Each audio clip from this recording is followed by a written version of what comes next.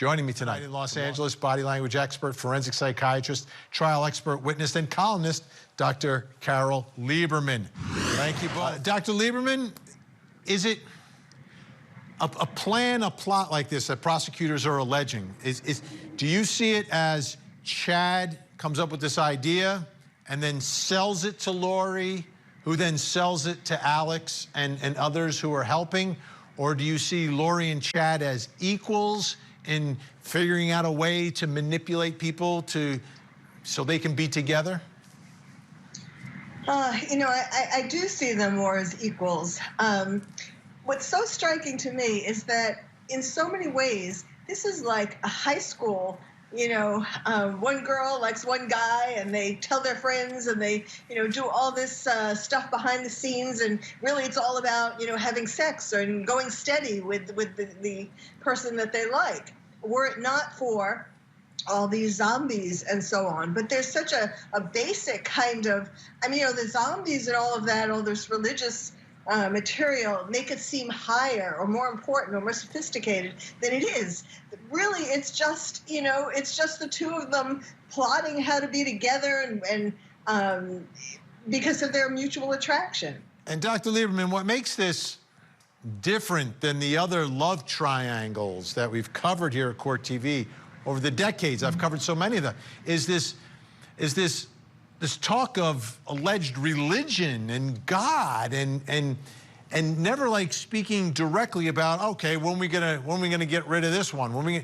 It's always in these other terms. Do you think this is like self-justification, like in their own minds, trying to justify what they're doing so they don't feel as evil as they actually are? Or is it to impress others? Well, all of the above. Yes, they each kind of, it's like wink, wink, all this religious stuff. And yes, this is, of course, the manipulation for other people. And, it's what's striking is how Alex really was the fall guy.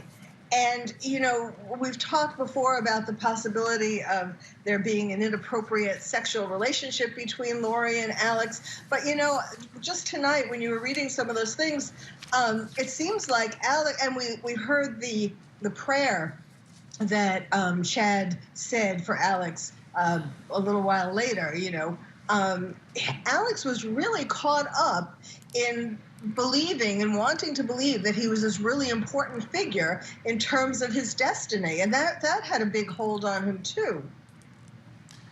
All right, Dr. Lieberman, reading between the lines, do you think when they first met, they consummated this relationship very quickly, or do you think that they were waiting?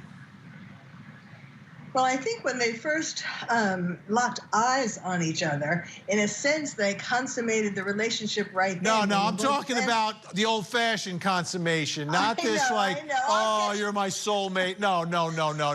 I'll get to clothes off. You know what I'm talking about. They didn't wait for Hawaii. Let's just put it that way. Okay. Because he had the perfect line. He could tell her we were married. He did tell her we were married so many times in the past. So why do we have to wait, technically till we get married again? It's okay because we've been married already.